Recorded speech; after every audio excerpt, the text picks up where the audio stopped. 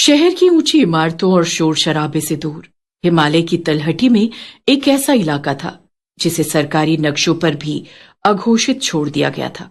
इसे स्थानीय लोग अंधेरी घाटी कहते थे। गांव वालों का मानना था कि ये जंगल किसी साधारण पेड़ पौधों का समूह नहीं, बल्कि एक जीवित राक्षस है जो इंसानी मांस और रूहों का भूखा है। आर्यन, एक प्रसिद्ध वाइल्ड लाइफ फोटोग्राफर जिसके लिए डर सिर्फ एक शब्द था, उसने तय किया कि वो इस घाटी के रहस्य, जो असल में एक खौफनाक हकीकत थी, उसे अपने कैमरे में कैद करेगा। उसके साथ थे समीर, उसके बचपन का दोस्त जो स्वभाव से डरपोक था, और काव्या, एक निडर ट्रैकर। शाम के 5:30 बज रहे थे। सूरज की आखिरी किरणें पहाड़ों के पीछे छिप रही थी। जैसे ही उन्होंने जंगल की सीमा पार की, तापमान में अचानक भारी गिरावट महसूस हुई। समीर, अपना चेहरा सीधा करो, हम यहाँ इतिहास रचने आए, मरने नहीं। भाई, उस बूढ़े आदमी ने मना किया था। उसने कहा था कि रात होने से पहले यहाँ से निकल जाना, वरना आवाजें तुम्हारा पीछा नहीं छोड़ेंगी। मुझे तो डर लग रहा है, अगर जरा भी खतरा लगा तो मैं तो निकल लूंगा यहाँ से। तुम लोग अपना देख लेना। समीर, वो सिर्फ अंधविश्वास था। देखो यहाँ की बनावट कितनी अनोखी है। ऐसी बनावट, ऐसा नजारा फिर कहाँ देखने को मिलेगा। तुम जितनी बकबक कर रहे हो, इससे अच्छा है अपनी एनर्जी यहाँ के सुंदर नजारे को समझने में लगाओ। रात के 8 बजते बजते जंगल इतना घना हो गया कि उनकी टॉर्च की रोशनी भी धुंध को चीर नहीं पा रही थी। चारों तरफ एक अजीब सी सरसराहट होने लगी। ऐसा लग रहा था मानो हजारों लोग एक साथ फुसफुसा रहे हों। अचानक समीर रुक गया। उसका चेहरा सफेद पड़ गया था। तुमने सुना? ठीक से सुनो, यहाँ कुछ अजीब है। कुछ अजीब आवाजें सुनाई आ रही है मुझे। क्या? यहाँ तो सिर्फ सन्नाटा है। तुम पागल हो गए हो क्या, या फिर तुम्हारे कान बज रहे हैं? नहीं नहीं, मुझे मेरी बहन की आवाज सुनाई आ रही है। वो रो रही है, वो कह रही है, भैया बचाओ। मुझे लगता है वो किसी मुसीबत में, मुझे उसे बचाना होगा। इससे पहले कि आर्यन उसे रोक पाता, समीर पागलों की तरह झाड़ियों में भाग गया। आर्यन और काव्या चिल्लाते रहे, लेकिन समीर अंधेरे में विलीन हो गया। समीर, वापस आओ, वो छलावा है। समीर, समीर सुनो, वापस आओ, आगे मत जाओ। वो तुम्हारी बहन नहीं, कोई बहरूपिया है, तुम्हें गुमराह कर रहा है वो। आगे मत जाओ समीर। वे समीर के पीछे भागे, लेकिन उन्हें जो दिखा उसने उनके खून को जमा दिया। एक पेड़ की ऊंची टहनी पर समीर का बैग लटका था और नीचे उसकी टॉर्च पड़ी थी। जैसे जैसे वो जंगल के और भीतर गए, उन्हें एहसास हुआ कि वे रास्ता भटक चुके हैं। पेड़ अपनी जगह बदल रहे थे। जहां पहले रास्ता था, अब वहां कटीली झाड़ियां थी। आर्यन, हमें समीर को छोड़ना होगा, यहाँ कुछ बहुत गलत है। हम उसे नहीं छोड़ सकते। रुको, वो क्या है? दूर एक पुरानी जर्जर झोपड़ी दिखाई दी। उन्हें लगा शायद वहां कोई मदद मिल जाए, लेकिन जैसे ही वे करीब पहुंचे, बदबू इतनी तेज हो गई कि काव्या को उल्टी होने लगी। ये सड़े हुए मांस की बदबू थी। झोपड़ी के अंदर कोई रोशनी नहीं थी, बस एक पुरानी कुर्सी झूल रही थी। चर चर। तभी झोपड़ी के कोने से समीर की आवाज आई। आर्यन ने टॉर्च उस दिशा में घुमाई। वहां समीर बैठा था, लेकिन उसकी पीठ उनकी तरफ थी।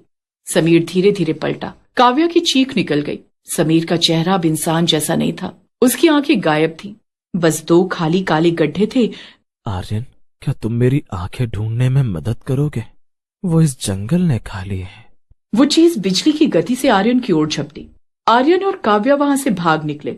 भागते भागते वे एक ढलान से नीचे गिर गए और एक ऐसी जगह पहुंचे जो किसी स्लॉटर हाउस जैसी लग रही थी। वहां सैकड़ों लोग पेड़ों से उल्टे लटके हुए थे। कुछ अभी भी जीवित थे। उनकी सांसें चल रही थी, लेकिन उनके शरीर का मांस धीरे धीरे पेड़ों की जड़ें सोख रही थी।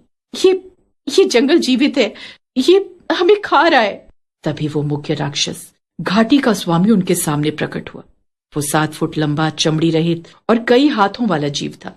तुमने मेरी शांति भंग की है, अब तुम्हारी रूह इस जंगल की खाद बनेंगी। उसने काव्या को उठाकर एक नुकीले पेड़ की टहनी पर पटक दिया। आर्यन, भागो, इसे खत्म कर। आर्यन अब पूरी तरह अकेला था। उसका कैमरा, उसके दोस्त, उसकी हिम्मत, सब कुछ छीन लिया गया था। उसने देखा कि उसके पास रखे बैग में 3 लीटर पेट्रोल और कुछ फ्लेयर्स यानी आतिशबाजी वाले गोले थे।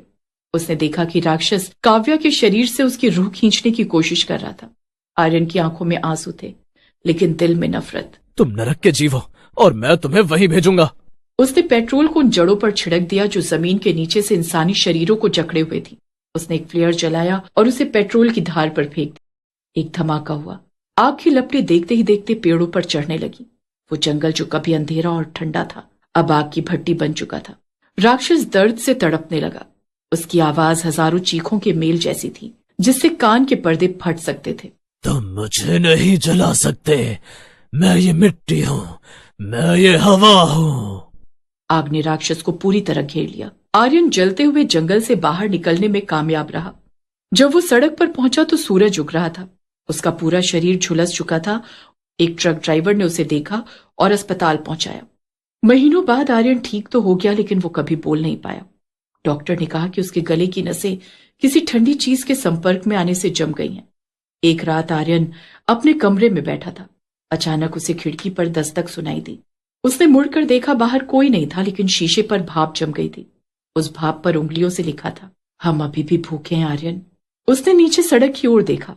वहां समीर और काव्या खड़े थे, आग में झुलसे हुए। वे उसकी ओर हाथ हिला रहे थे। आर्यन को समझ आ गया, जंगल मरा नहीं था, वो बस एक नए शिकार के इंतजार में शहर आ गया था। आर्यन की बंद आंखों के पीछे खौफ का वो मंजर नाच रहा था जिसे वो भूलना चाहता था। कमरे में सड़ांध इतनी बढ़ गई कि उसका दम घुटने लगा। वो सड़ी हुई बदबू अब उसके बिल्कुल करीब थी। उसे अपने गले पर ठंडी बर्फ जैसी उंगलियों का स्पर्श महसूस हुआ। आर्यन ने हिम्मत जुटाकर आंखें खोली। उसके सामने कोई भयानक राक्षस नहीं, बल्कि काव्या और समीर खड़े थे। उनकी आंखों में गुस्सा नहीं, बल्कि एक असीम दर्द था। आर्यन, तुमने हमें उस आग में अकेला छोड़ दिया। तुमने सोचा कि आग उस शैतान को मार देगी। आग ने सिर्फ हमारे शरीरों को जलाया, उसे तो और भी ताकतवर बना दिया। आर्यन कुछ बोलना चाहता था, लेकिन उसके जमे हुए गले से सिर्फ एक घरघराहट निकली। अचानक कमरे की दीवारें पिघलने लगी और धीरे धीरे अस्पताल का वो कमरा फिर से उसी अंधेरी घाटी के जंगल में तब्दील होने लगा। उसे समझ आ गया कि वो कभी अस्पताल पहुंचा ही नहीं था। वो ट्रक ड्राइवर, वो अस्पताल, वो इलाज, सब कुछ उस छलावे का एक दिमागी खेल था, ताकि आर्यन की रूह को पूरी तरह तोड़ा जा सके। आर्यन ने देखा कि वो अभी भी उसी कुएं के पास खड़ा है जहां उसने आग जलाई थी। आग बुझ चुकी थी, लेकिन राख से एक नया जीव जन्म ले रहा था। उसका शरीर कोयले जैसा काला और आंखें जलते हुए अंगारे जैसी थी। इंसान का सबसे बड़ा हथियार उसकी उम्मीद है, और मैंने तुम्हारी वही उम्मीद तोड़ दी। अब तुम न जीवित हो न मृत। स्वागत है आर्यन, अब तुम इस जंगल के रक्षक बनोगे। जो भी नया शिकारी यहाँ आएगा, तुम उसकी आवाज बनकर उसे बुलाओगे। सालों बीत गए। अंधेरी घाटी के बाहर एक नया साइन बोर्ड लग गया, प्रतिबंधित क्षेत्र, प्रवेश वर्जित। लेकिन इंसानी जिज्ञासा कभी खत्म नहीं होती। 3 नए लड़के, रोहन, अमित और नेहा, जंगल की सीमा पार खड़े थे। शाम ढल रही थी। यार सुना यहाँ से कोई वापस नहीं आता। सब बकवास है, देखो कितना शांत जंगल है। तभी झाड़ियों के पीछे से एक जानी पहचानी सुरीली आवाज आई, बचाओ, क्या कोई है वहां? मैं रास्ता भटक गया हूँ। वो आवाज आर्यन की थी, वही मासूम और निडर आवाज जिसे उसने सालों पहले खो दिया था। जैसे ही वो तीनों लड़के आवाज की दिशा में जंगल के अंदर बढ़े, पीछे से जंगल के पेड़ों ने आपस में जुड़कर बाहर निकलने का रास्ता हमेशा के लिए बंद कर दिया। आर्यन, जो अब खुद उस राक्षस का दाहिना हाथ बन चुका था, पेड़ की एक डाल पर बैठा अपना पुराना कैमरा साफ कर रहा था। उसके कैमरे के लेंस में अब सिर्फ अंधेरा कैद होता था। घाटी का श्राप खत्म नहीं हुआ था, वो बस बढ़ रहा था। अब उसे हिमालय की ऊंचाइयों की जरूरत नहीं थी। वो धीरे धीरे अपनी जड़ों को जमीन के नीचे पास के गांवों और शहरों की ओर फैला रहा था। हर सन्नाटे के पीछे एक आवाज छिपी थी, और हर आवाज के पीछे एक मौत।